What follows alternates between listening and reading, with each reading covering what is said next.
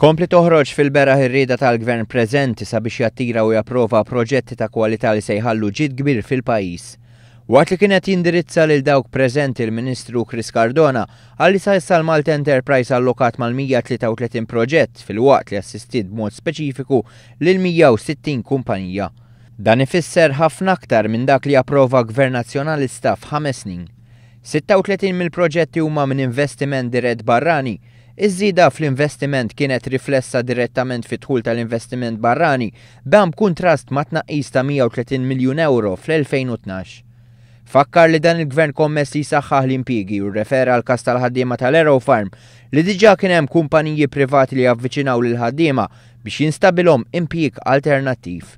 Min-naħa tiegħu is-Segretarju Parlamentari Edward Zammit Lewis qal li l-Gvern irid jibqa' viċin il-poplu u jikkonsulta biex jiġu evitati żbalji tal-passat. Ħabbar li fil-jiem li ġejn se jkunu qed jinħarġu żewġ espressjonijiet ta' interess għal żewġ yacht marinas.